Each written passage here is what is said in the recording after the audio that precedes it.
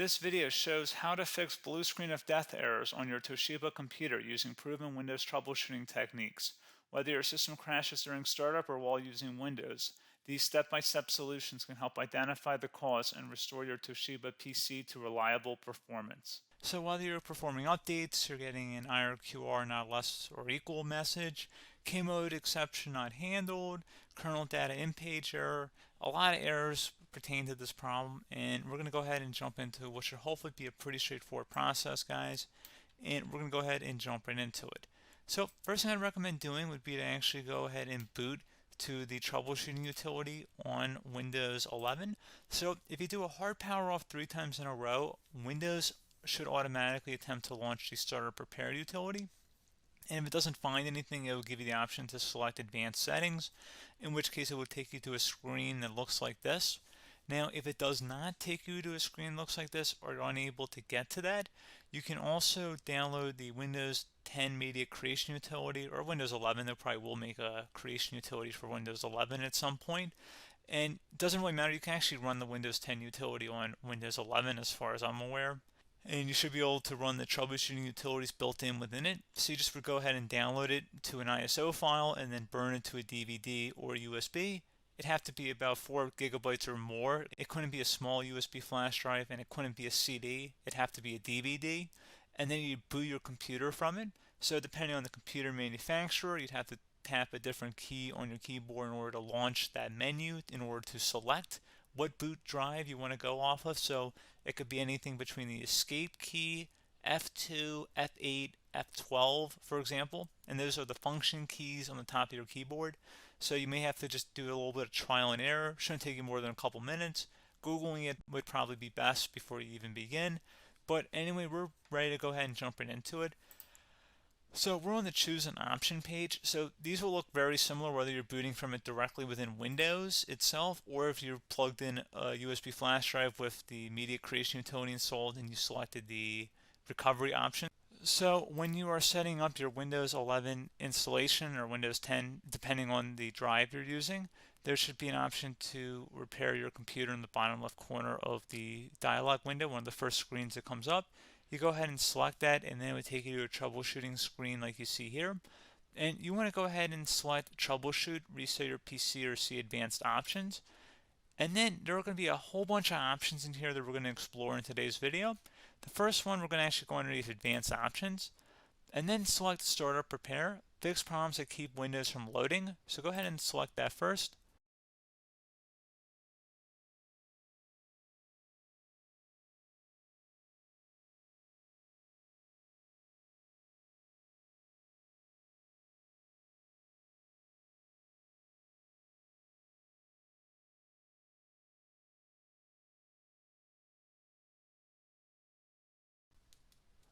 Okay, so you can see it could now repair our PC. That was our first option we could try. Something else, if we go back into advanced options here, and then select troubleshoot, we're going to go underneath advanced options again. You can go ahead and actually access safe mode by selecting startup settings. And then if you select the restart button, you have the option on the screen, select safe mode with networking, which will give you a key on the screen. It'll tell you which key to press to enter that. I believe it's the F7 key. It'll do that for you. I'm not going to go over that in today's tutorial because I don't really want to go into safe mode, but you're more than welcome to attempt that by going into here and then selecting restart. Again, it'll launch another screen. It'll say what key do you want to press, and it'll give you like 7 or 8 different options, and you want to select safe mode with networking. There's also an option for a command prompt too, but that's going to be something we're going to cover later in this video, and we don't even have to go through that in order to access it. So that's why I'm not going to really push for that, because unless you know exactly what's causing the problem, you probably don't need to go into safe mode. Unless you're trying to recover files, in which case then you definitely can go into safe mode, but we're trying to actually recover our computer here. So I hope that makes sense. Something else we can also try here as well would be to uninstall updates, remove recently installed quality or feature updates from Windows. So if you go ahead and select that, you can uninstall the latest quality updates, which generally is the more day-to-day updates. Feature updates are the less regularly released ones, like the big ones. I would equate it to service packs in like Windows 7 and Windows Vista and Windows XP. So larger updates that occur once or twice a year at most. and the quality updates are more just a regular update. So probably obviously depend, it'll take longer if you're going to try and uninstall the latest feature update versus quality update, and maybe you don't need to go back that far. So just giving you guys a couple pointers with that. Something else you can also look at here, and we're going to jump into the command prompt in a little bit, but you can select system restore, which will use a restore point recorded on your PC to restore Windows. And this is something I would highly recommend here, guys. So select next. Assuming you have a restore point saved on your computer, you go ahead and select the most recently created one, and you'll select next, and then you'll select the drive. You shouldn't actually have to select the drive. You can scan for affected programs, but we're going to keep it all default here, and then we're going to select finish. So once started, system restore cannot be interrupted. Do you want to continue? I think we're going to select yes. I don't think we have anything better to do on our computer right now, so just give it a moment here to initialize. It will take a couple minutes to run, obviously depending on how large your hard drive is and how much is saved on the system restore point. So just give it a couple minutes here.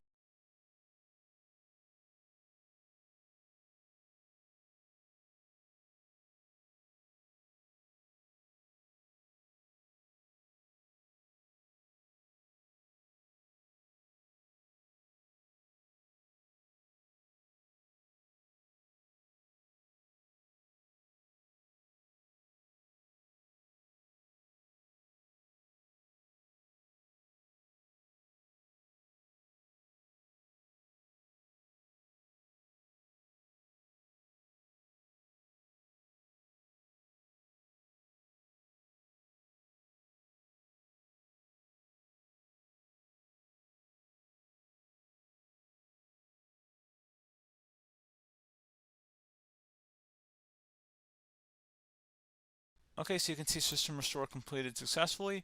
The system has been restored. Your documents have not been affected. Click the restart button to restart your computer. Go ahead and select restart.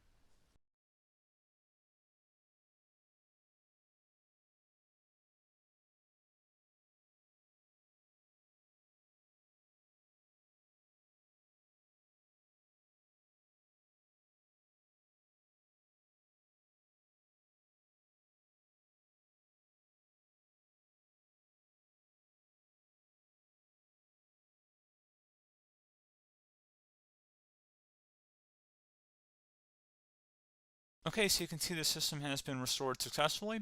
We're going to go over a couple different methods in addition to that if that did not work. So I'm just going to pause the video and we're going to start back on the recovery screen that we started with. Okay, so a couple other things we can try here too. If you go back into troubleshoot, you can select reset your PC, while you choose to keep or remove your personal files and then reinstalls Windows. You can select to keep my files, which will remove apps and settings but keeps your personal files. You can also select remove everything, which will remove all of your personal files, apps, and settings. So this is more of a factory reset, the second option here. First option, it should not delete all of your personal files. However, it will pretty much clear most of your programs, and keep in mind, there's no guarantee that your information, number one, is even still available and easily recoverable on your computer to the point that you actually would be able to recover anything. And the second point is that there's always a chance that it won't actually recover and it will just do a factory reset anyway. So there's no guarantee that actually would keep your files anyway. So I would recommend trying to get a recovery tool and backing that up first before selecting it anyway. But again, those are a couple of different options. And then something else you can try here if you go back to the choose an option. Another option, if you go underneath choose an option and select troubleshoot, advanced options, and now select where it says command prompt. Okay, so the first thing we should do is type our main hard drive here. In most cases, it should be the C drive. So you just do a C colon and then hit enter on your keyboard. So once you're underneath the C drive, we're going to type in dir and then hit enter on your keyboard. It should have program files, users, and Windows all in there. That's how you know you're in the right directory.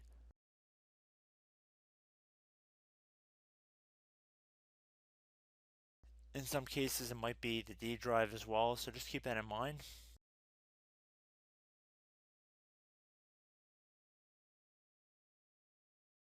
Next thing we're going to do is type in cd space / Windows / system 32 / config,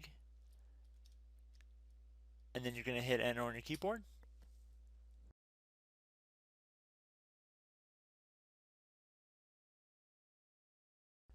So now you're going to type MD space backup. If you've seen other tutorials, it might also say to put down MD backup.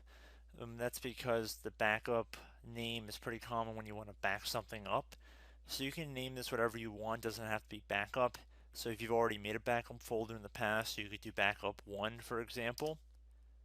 So once you're done setting the name you want the backup to be called, hit enter on your keyboard again.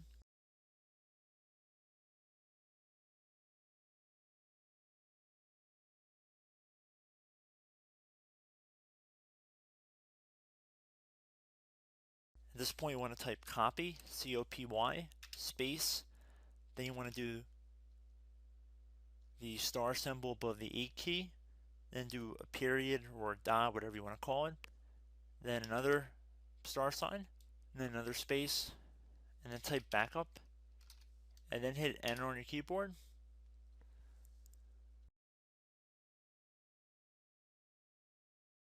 Now you want to type CD reg back, REG BACK, and then hit enter on your keyboard. So now that we are under the reg back, so now you want to type DIR again, and then hit enter.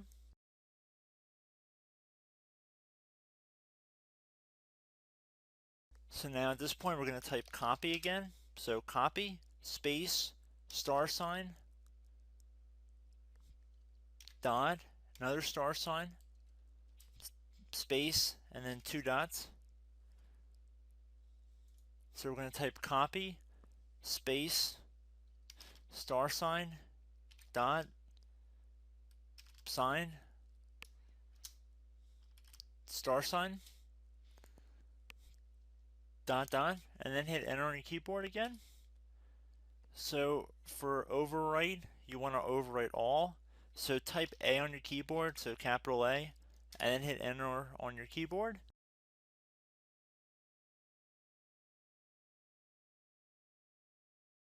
So at this point, you should be good to go. You can close out of the command prompt window, and if you accidentally continue to Windows 10, you should be all set. So I hope one of these 3 or 4 different methods we went through in this tutorial helped you guys out. Again, I'm not sure if you guys heard me earlier, but try to go back into your safe mode if possible and uninstall any programs you know might be conflicting with the Windows startup if you can get into safe mode. So just keep that in mind. Something very simple like that could be blocking up everything. So again, I hope this tutorial helped you guys out, and I will catch you in the next tutorial. Goodbye.